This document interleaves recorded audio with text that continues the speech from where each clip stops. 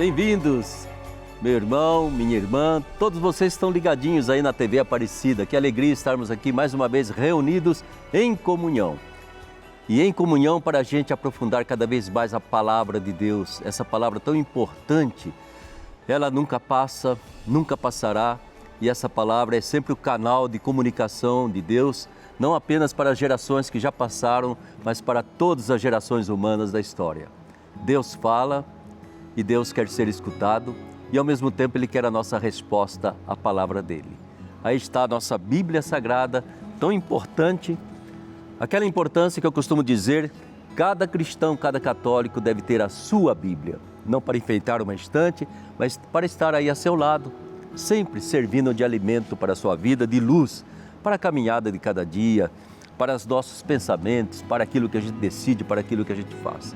Tenha certeza que essa é a fonte maior de esperança para todos os seres humanos. E que a gente possa, através desse programa Em Comunhão, entrar na Bíblia Sagrada, mas entrar para buscar aquilo que Deus quer falar para o ser humano, como pessoa, como família, como sociedade, como estrutura do mundo. Deus tem a sua mensagem, Deus tem o seu sonho. E vamos ser sinceros, um sonho que nós ainda não conseguimos realizar. Ainda teremos que batalhar por gerações e gerações para que a palavra de Deus tome conta totalmente do ser humano. Mas Deus já nos deu Jesus. Jesus é a palavra encarnada. Assim, Jesus nos dá exatamente o caminho da verdade, o caminho da vida para todos nós. E nós vamos continuar conversando sobre a nossa Bíblia Sagrada lá do Antigo Testamento, minha gente. E o Antigo Testamento, você sabe, ele foi escrito ao longo de séculos, né? É uma Bíblia que, primeiramente, foi passada assim de boca em boca, de pais para filhos, de avós para netos, antes que ela pudesse ser escrita. E ao longo desses séculos, então, eles fizeram poesias. Ao longo desses séculos, eles fizeram aqueles livros cheios de sabedoria, orações maravilhosas e também livros que nós chamamos de livros históricos. Já começamos pelo Pentateuco, vendo um pouquinho toda a história da criação, todas aquelas narrativas que a gente encontra logo no início da Bíblia, né? E, ao mesmo tempo, a gente procura compreender, mas afinal, o que Deus fala hoje para mim através de todas essas narrativas? Claro que eu não consigo fazer isso sozinho, então nós sempre somos assim uma mesa redonda. Hoje eu tive a alegria de convidar e aceitou o convite o professor Lino Rampasso. Seja bem-vindo, professor. Obrigado, Padre Ulisses, pela acolhida e também que Deus abençoe a todos nós nesse momento, um momento de evangelização em que vamos tentar aprofundar esse que é o livro mais lido em toda a história da humanidade, que é a Bíblia. A Bíblia Sagrada, né? Lino, só para que todo mundo que está vendo você aí, diga para você é professor, é formado em teologia? Sou formado em teologia na Universidade Lateranense de Roma. Doutor em teologia, né? Em teologia, sim. E leciono matérias teológicas na Faculdade Canção Nova, cujo curso de teologia eu coordeno. E uma curiosidade, há quantos anos você já vive no Brasil? 39. 39 anos. Mas tenho este sotaque misturado, e aquelas poucas vezes que vou na Itália, os que não me conhecem me perguntam de onde eu sou, porque misturo o português com o italiano. Já mesclou, já virou um caboclo brasileiro também, graças a Deus. Seja bem-vindo ao nosso programa. Obrigado, pai. A gente sabe que você vai poder nos ajudar bastante, né? Agradeço a sua disponibilidade. E mais uma vez eu tenho a alegria de saudar o meu querido confrade, Padre José Raimundo Vidigal. Vidigal, seja bem-vindo, querido biblista, exegeta, tradutor da Bíblia Sagrada. Estou com a Bíblia de Aparecida, feita todinha pelo Padre Vidigal, escrita, comentada, né? Eu digo assim, a Bíblia mais verdadeira que nós temos. Vidigal, bem-vindo mais uma vez ao nosso programa. Muito obrigado, Padre Ulisses. Obrigado pelo convite. Estou satisfeito de estar aqui com vocês nessa mesa redonda para comunicar aos nossos telespectadores de Aparecida aquilo que nós vivemos, que nós experimentamos da Bíblia. Então, é com muito prazer que aceitei seu convite. Estamos aqui para dialogar sobre a palavra de Deus. Que bom! Vidigal é exegeta, formado realmente em Bíblia, não é mesmo? Mas nunca esqueça que quando a gente fala da Bíblia, a gente não está falando como professor, a gente está falando da vivência que a gente tem, porque é essa Bíblia que sustenta a mim, sustenta o Vidigal, sustenta o Lino, não é mesmo? É essa palavra que vai trilhando os caminhos da nossa vida. E olha que nós já temos algumas décadas de existência em que essa palavra vai iluminando, vai corrigindo, vai corrigindo a vida da gente, vai norteando aquilo que a gente pretende. Pois bem, eu queria agora então que vocês prestassem bem atenção. A gente vai colocar assim uma palavra para iluminar todo o nosso programa do dia de hoje. Vejam com atenção, escutem, se possível, com a sua Bíblia também nas suas mãos. Olha, hoje coloca à tua frente a vida e o bem, a morte e o mal.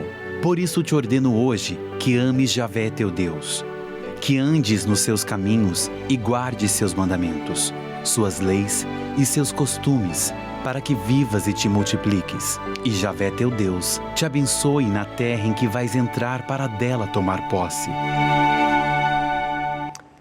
Aí, Padre Vidigal, esse texto é um texto contundente, não é mesmo? Vem aí do Deuteronômio, capítulo 30. Quando você ouve esse texto, como é que ecoa no seu coração, Vidigal? Eu me lembro da responsabilidade que nós temos, que Deus nos criou livres e, ao mesmo tempo, responsáveis. A liberdade, o livre-arbítrio, é essencial para o ser humano, não é? Diante de nós está a vida e a morte, o bem e o mal, a água e o fogo. Assim, Deus nos propõe caminhos, aqueles dois caminhos, né? Como diz o Evangelho também, os Salmos, toda a Bíblia, toda a literatura antiga da Igreja nos recorda as duas possibilidades, né? Mas a gente vê que nem toda mistura de bem e de mal, mas que Deus nos ajude a escolher sempre a boa escolha, né? Que se a gente acerte na vocação de fazer o bem na terra. Escolher o caminho certo. Lino, como é que ecoa no seu coração essa palavra do Deuteronômio? Esta palavra do Deuteronômio, interessante, que inspirou o mesmo Jesus. Sim.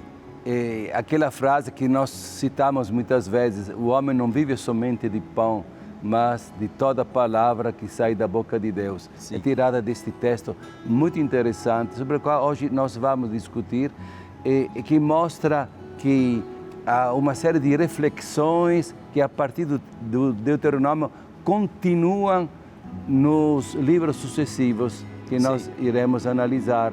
O livro de Josué, dos Juízes, o livro de Samuel, os livros dos Reis.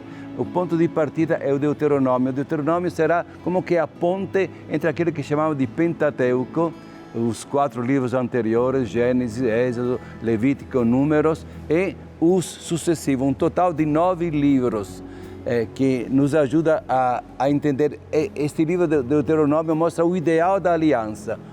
Agora, será que este ideal foi depois cumprido pelo povo de Israel?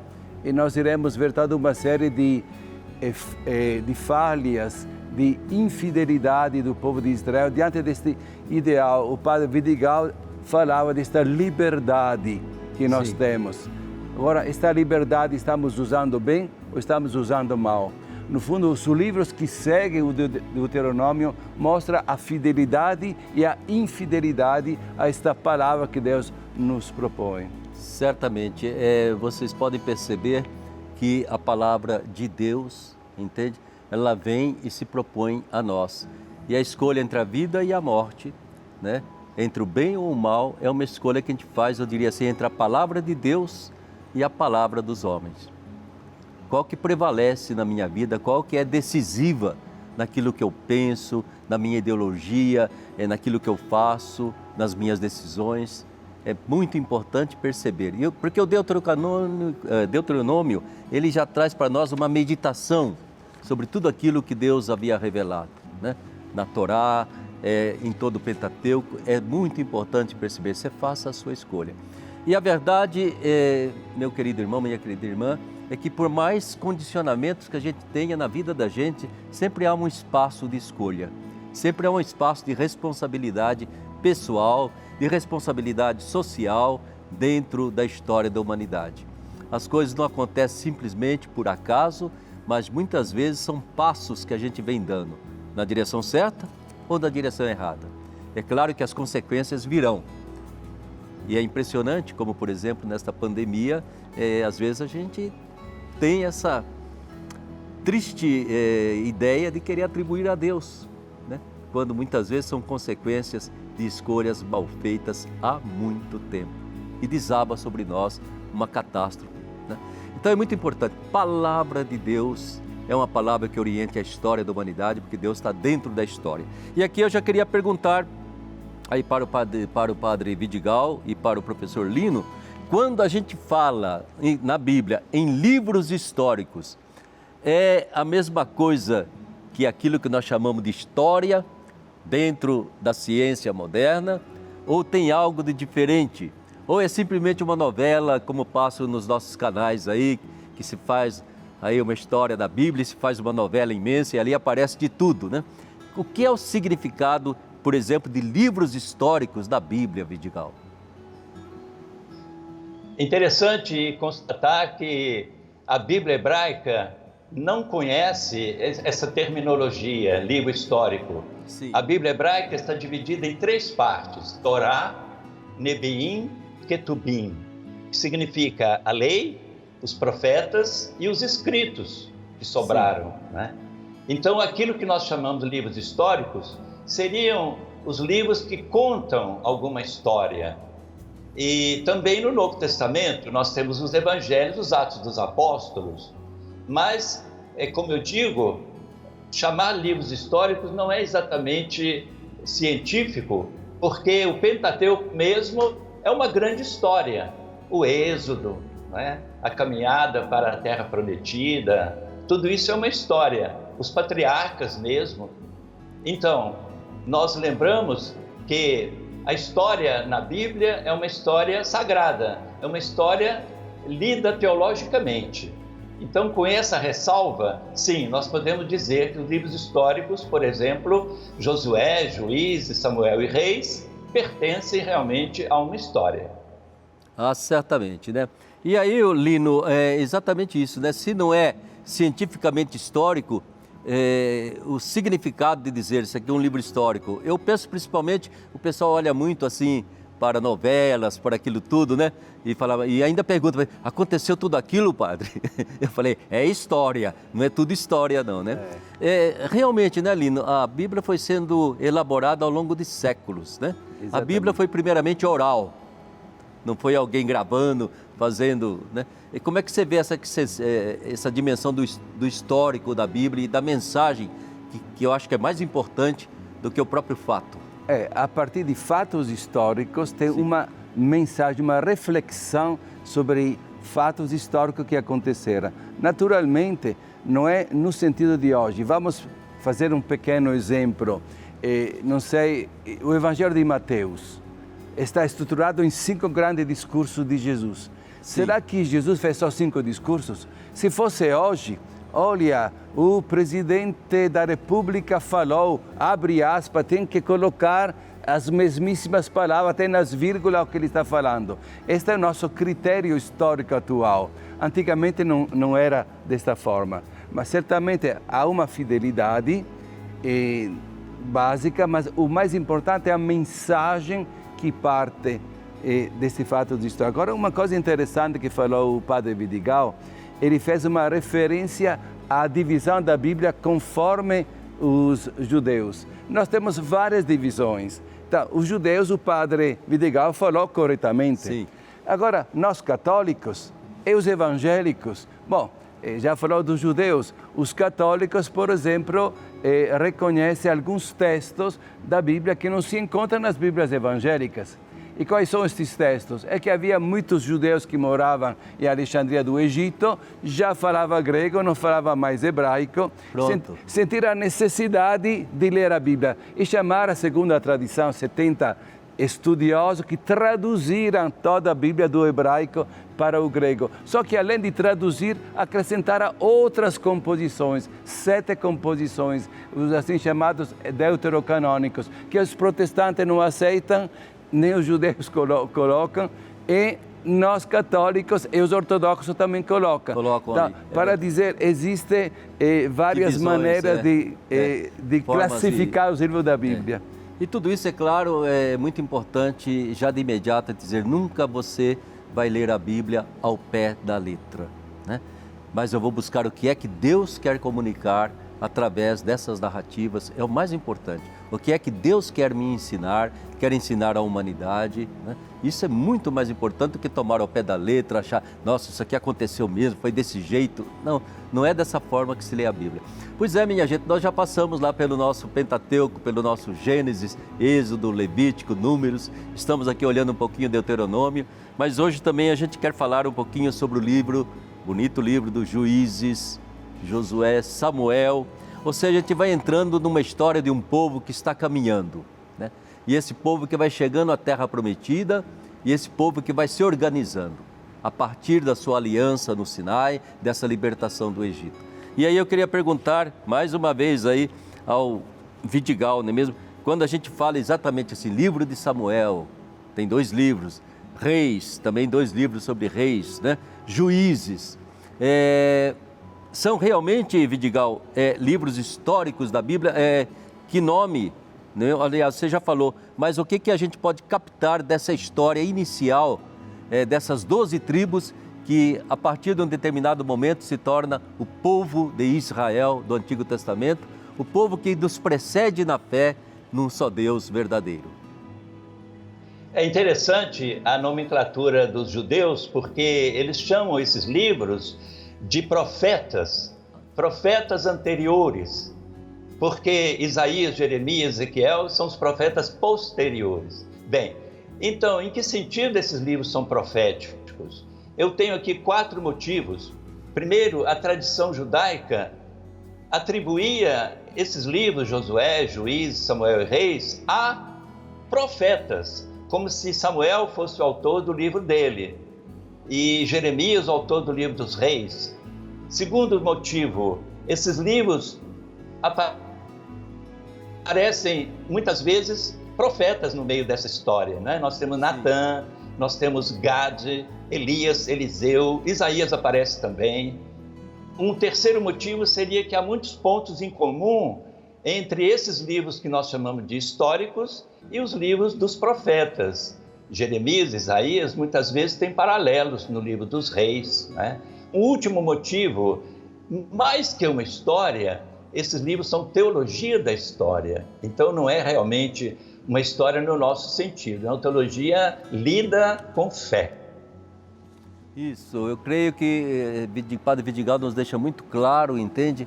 Essa dimensão quando fala profético. Ser profeta é ser um homem da esperança de Deus, transmitindo a esperança de Deus para a humanidade, né? Ser profeta, alguém que já indica o caminho do futuro, não apenas fatos do passado, né? E esse ser profeta, então, é aquele que foi preparando o caminho para o Messias, para Jesus. Eu acho que todos esses personagens, eles não estão apenas contando uma história, porque às vezes as narrativas, nós vamos encontrar narrativas semelhantes também em outros povos, em outras tradições, mas não essa mensagem profética que brota das narrativas e que chega válida até nós. Mesmo lendo uma história lá de Josué, da caminhada no deserto, né? Tudo aquilo traz uma mensagem de esperança, trouxe para o povo de Israel, traz para nós cristãos também. Padre Vidigal, eu acho que é muito importante, então, essa conotação que você coloca. Leia os livros históricos, mas perceba qual é a profecia que vai brotando desses livros para a nossa vida, para a vida da igreja, para a vida da sua comunidade. Agora, esse conjunto de história, o Deuteronômio, Lino, como é que você vê esse livro do Deuteronômio, que é o último ali do Pentateuco, né? Podemos considerar como que 9 livros. Sim. Os 5 do Pentateuco e depois temos Josué, Samuel e depois os reis. No fundo, nós percebemos uma unidade profunda oferecida especialmente pelo livro do Deuteronômio. Os biblistas, a começar o padre Vidigal, que vai nos ensinar sobre isso, fala de uma escola historiografia deuteronomista. Então, podemos ver como que 5 pontos. Primeiro, o ideal da fidelidade. Sim. Isto aparece no livro do Deuteronômio. Depois, nós temos quem aplica esta fidelidade. que será Josué, o sucessor de Moisés. Depois temos os livros dos juízes, tem uma alternância entre fidelidade e infidelidade. Quem são estes juízes? São os líderes no momento em que aos poucos se realiza a ocupação da terra prometida e existe a tentação de continuar a servir os ídolos. E daí o povo cai em desgraça e se torna também refém destes povos vizinhos idólatras e surge o juiz que vai libertar, só que o juiz lembra a necessidade de voltar a ser fiel na aliança. Então este é o livro dos juízes. E depois, com o livro de Samuel e com o livro dos reis, entra esta fase em que esta aliança é rompida.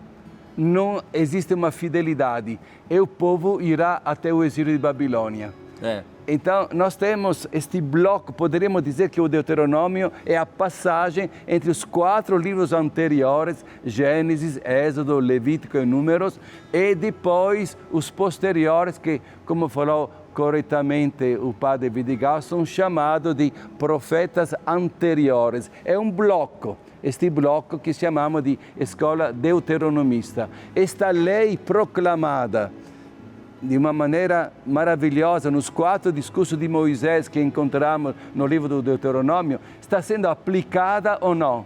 Então, desde o momento inicial, mais feliz com Josué, nós percebemos que ao longo da história existe toda uma série de infidelidade, ao ponto que a terra que foi prometida e conquistada acaba sendo perdida e o povo vai para o exílio de Babilônia. Exato, né? É toda uma história de um povo e essa história parece formar quase que uma moldura para a história de todos os povos. Nós estamos vivendo hoje, a gente vive um pouco de toda essa saga, de tudo aquilo que é idas e vindas, reviravoltas na história, quando a gente acha que tudo vai correr em frente, de repente há uma marcha ré violenta e nós estamos agora estagnados numa pandemia. A Bíblia, ela já nos mostra qual é a direção que a gente deve ter, qual é a atitude que devemos colocar dentro do nosso coração para enfrentar o vai e vem da história humana. Dom Orlando gosta muito de falar do nosso santuário de Aparecida como santuário da palavra. E essa palavra de Deus vai ter que fazer parte da vida do cristão. Estou sempre repetindo na Basílica, não me canso de dizer para vocês, é muito bonito o cristão ter na sua casa a sua imagem de Nossa Senhora, o seu crucifixo, ter aí esses símbolos todos que nós gostamos, que a gente benze, né? Mas, por amor de Deus, o mais importante de tudo é a Bíblia Sagrada. Ela traz a palavra de Deus. Se você não tiver imagem, não tiver isso, não tem problema. Entende? Mas quando falta a Bíblia Sagrada, ou quando essa Bíblia Sagrada está abandonada em algum canto da casa, vai faltar luz dentro da sua família, dentro da sua casa. Então não esqueça, tem essa Bíblia Sagrada aí bem perto de você, né? E tem tanta coisa bonita que você pode ajudar a você entender. Ah, padre, eu não entendo. Entende. A gente não entende a primeira vez, começa a entender na segunda e pode ter certeza ao longo da vida ela vai sempre ser uma novidade para nós.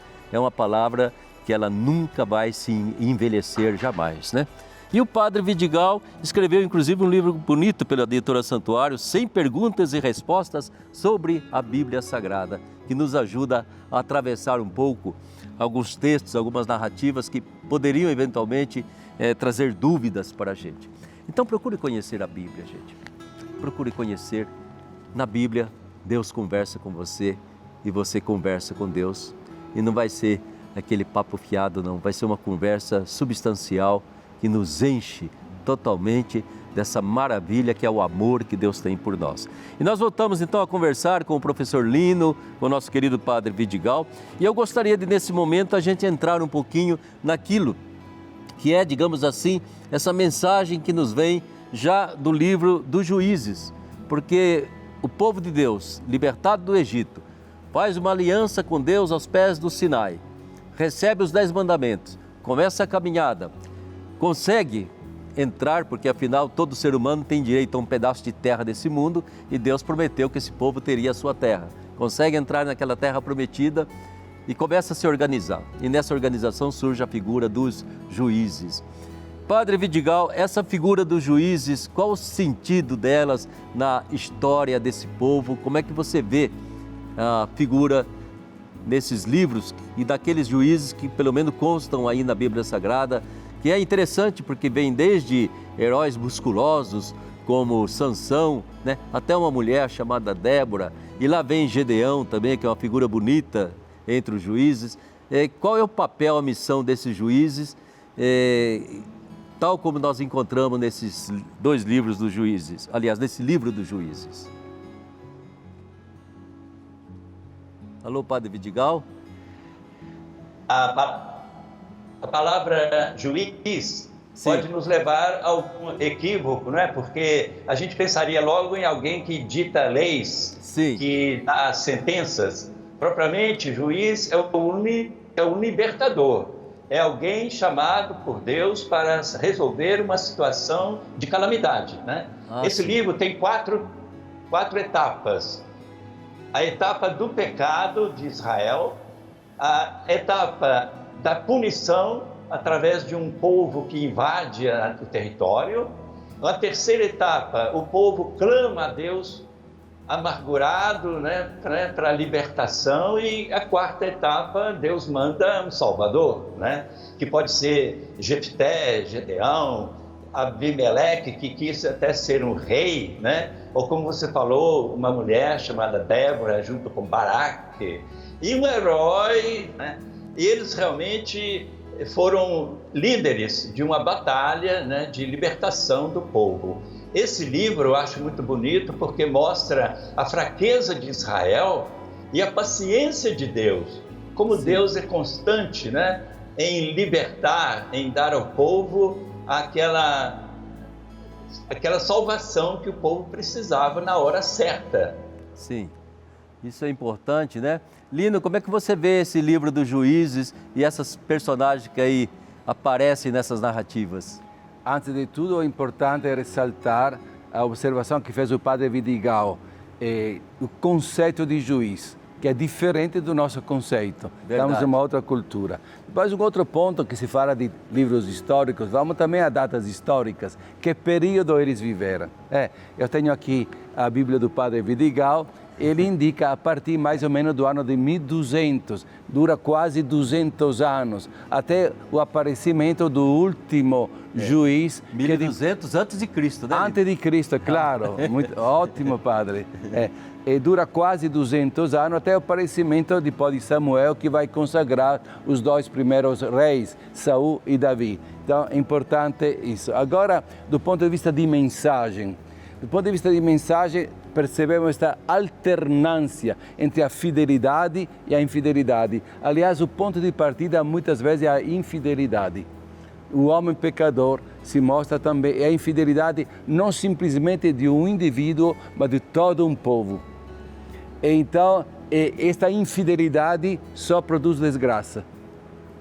E diante da desgraça, as 4 etapas que o Padre Vidigal acaba de apresentar, eis a pessoa, nesse caso o povo, que tem que reconhecer o próprio pecado diante de Deus. E Deus escuta esta oração de quem reconhece o próprio erro e manda um Salvador, com o termo de juiz. A Bíblia apresenta a figura de 12 juízes. Agora, dentre estes 12, tem alguns que mais se destacam, são aqueles que o Padre Vidigal acaba de nomear. Eu, quando era criança, Lino, eu gostava muito do Sansão, viu? E não é o único, talvez o mais gostava famoso. muito do Sansão e gostava muito do Gedeão também, que eu achava fabuloso, né? Aliás, o Velo de Gedeão. Interessante que, quanto aos filmes, o que foi mais comentado, que mais virou filme, foi exatamente Sansão. Sansão, é verdade, né?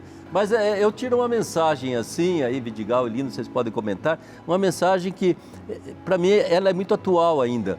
O direito que o ser humano, o direito que um povo, uma família, entende? Qualquer grupo humano tem um direito à terra, a ocupar um pedaço de terra desse mundo, né? O que não acontece no nosso país e não acontece em muitos lugares. Esse povo é eternamente imigrante porque não tem um chão onde se estabelecer, né? Eu acho que essa caminhada, esses juízes estão dizendo que vocês têm direito a um pedaço de chão, a um pedaço de terra.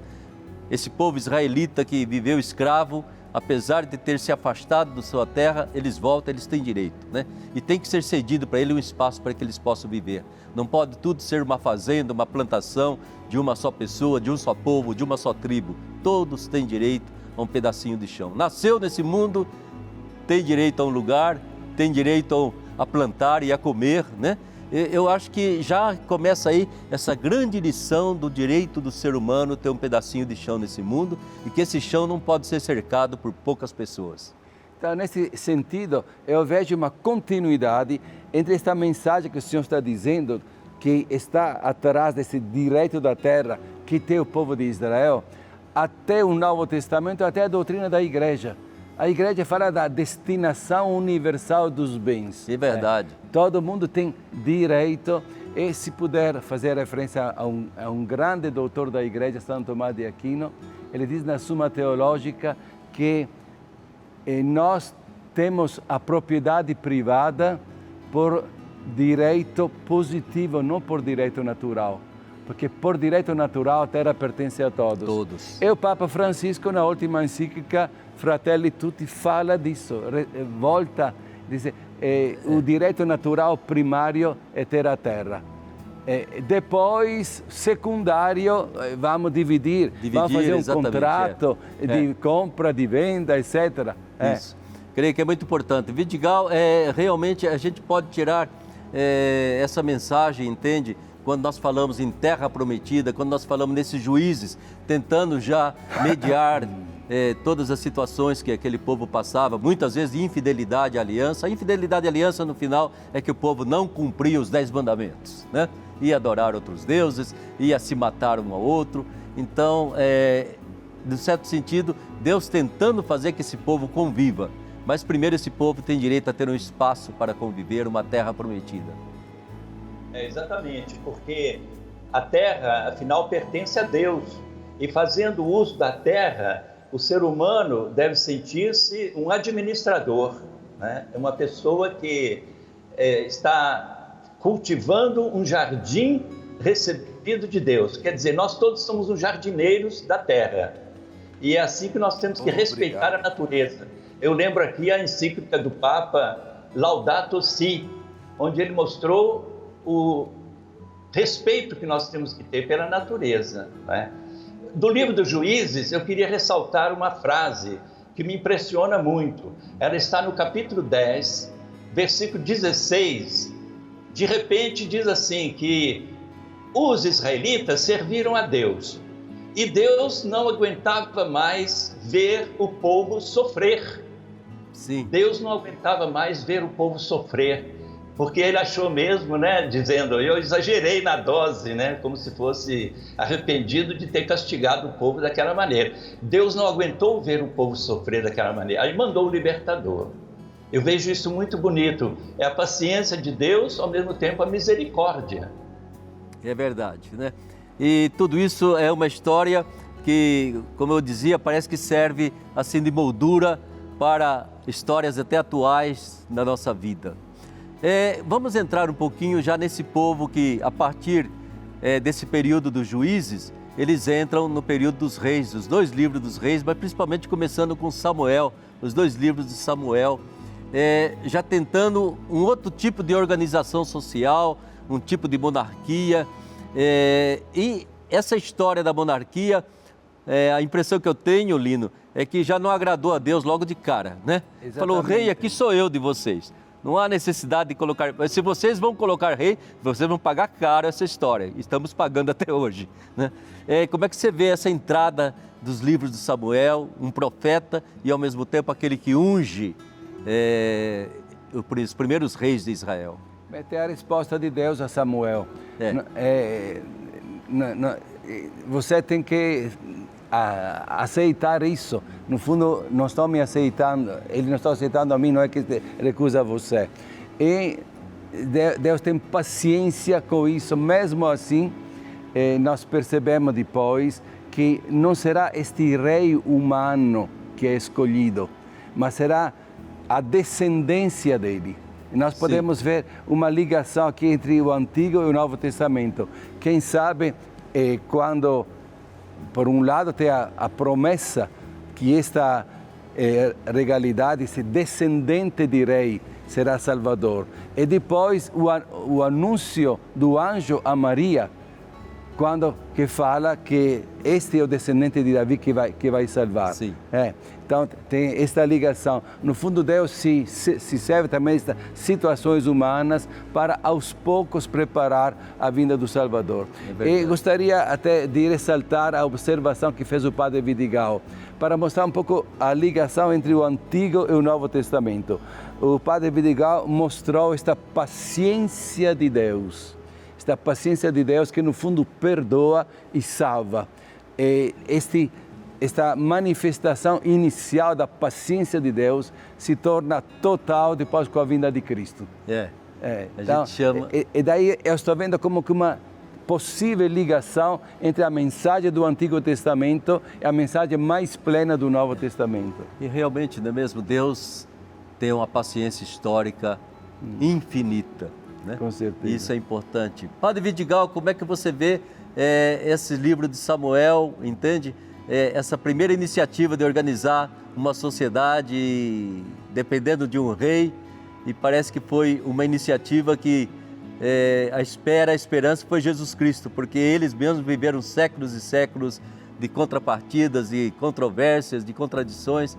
Como é que você vê esse início aí e o livro dos reis? Olha, eu achei bonito o quadro que passou aí, mostrando uma senhora que entrega o menino a um sacerdote. É o Samuelzinho que a mãe Ana entregou ao sacerdote Eli, né? É aquela célebre história, né? Fala, Senhor, teu servo escuta. E Samuel vai ser o grande profeta, né? O primeiro dos grandes profetas e o último dos juízes. Então ele faz a transição entre o tempo do juízo e o tempo dos reis. É claro que o rei de Israel vai ser um rei especial, vai ser alguém que vai governar em nome de Deus. Ele vai servir ao povo, isso que é importante, né? Ele não é uma autoridade no sentido dominação, ele é alguém que respeita o povo porque o povo é de Deus. E assim é Deus que reina através do rei fulano e fulano. Assim sim, a monarquia pode ser aceita, né? Então nós teremos Samuel ungindo Saul, que foi o primeiro rei, mas foi rejeitado, e depois vem o Davi, ainda jovem, que vai ser o rei ideal. E, portanto, aí nós temos esses três personagens, Samuel, Saul e Davi, que dominam os livros de Samuel. Exatamente. Então nós temos toda uma história dos reis, boa parte deles infiéis a essa missão de reinar em nome de Deus, quiseram reinar em nome próprio, quiseram reinar em nome de outros deuses, acabaram sendo infiéis e provocando muitas vezes a desgraça, o exílio, tudo aquilo de ruim que podia acontecer na história do povo. Não é uma história que a gente desconheça porque se repete em muitos líderes que acham que são donos do povo, donos do país e não sabem ter a Deus como sendo o Senhor do povo e respeitando a presença de Deus dentro do próprio povo. E é muito importante. Daí a figura de Davi se sobressai. Que queira ou não queira, com tudo que possa ter acontecido, Davi, ele conseguiu organizar o seu povo, ele conseguiu levar em frente essa gente, mesmo que depois dele, esse povo se dividiu em dois reinos, né? E somente Jesus, é ele da descendência de Davi, é ele que pode realmente trazer para nós, não é mesmo? A esperança de uma unidade, de uma fraternidade, de uma humanidade em que ser gente e ser irmão seja mais importante do que ser reino, ser nação, ser desta ou daquela religião, é ser gente, ser irmão do outro, tendo a Deus como Senhor e Rei. Tá aí, minha gente, estamos terminando já o nosso encontro, passa tão depressa, daria para a gente conversar o dia inteiro sobre a Bíblia. Aí, Padre Lino, qual a sua mensagem para a gente se despedir desse momento que tivemos aqui tão rápido? Com esta referência a Jesus, eu penso que é importante a unidade entre o Antigo e o Novo Testamento. Até fatos históricos. Por exemplo, o Senhor falou neste momento da divisão de 2 reinos, depois da morte de Davi com o sucessor do filho dele, que é Salomão. Então, Roboão, filho de Salomão, não consegue manter unido. Tem 2 reinos, reino do norte, capital Samaria, reino do sul, capital Jerusalém. Penso neste fato só, que nos ajuda a entender o Evangelho. Que são os samaritanos? Os samaritanos são os descendentes deste reino do norte, que recebeu muitos pagãos, que tinha uma religião que misturava vários deuses, por isso era considerado os excomungados dos judeus do sul. Eu não consigo entender o Evangelho se não tiver o Antigo Testamento. Esta mensagem que tem a matriz Deus que nos fala. Isso é importante. Vidigal, que mensagem você gostaria de deixar para nós? Porque você vai voltar muitas vezes a conversar conosco, se Deus quiser. Olha, o que me impressiona muito no fim do livro dos reis é a esperança. A gente vê como o livro terminaria numa tragédia, né? Porque é invasão assíria que domina o reino do norte e leva todo mundo prisioneiro. Invasão babilônica que termina com o reino do sul e leva todo mundo para a Babilônia, para ser escravo, exilado lá, né? Mas olha como termina o segundo livro dos reis. É que mesmo na corte lá de Nabucodonosor, o rei de Israel, prisioneiro, ele foi levado para a mesa do rei, trocaram as vestes dele de prisioneiro e ele, o rei próprio que o tinha dominado, lhe falou benignamente. Isto é, a Bíblia termina dizendo, olha, tem uma esperança, tem um amanhã para a nossa história. Isso é muito bom, né? Mais uma vez, querido Vidigal, muito obrigado pela sua participação. Lino, muito obrigado. Vamos contar com você mais vezes, se Deus quiser. E obrigado a você, meu querido irmão, minha querida irmã. Estamos em comunhão, vamos continuar em comunhão com a palavra de Deus. Fique com Deus, até o nosso próximo encontro, se Deus quiser.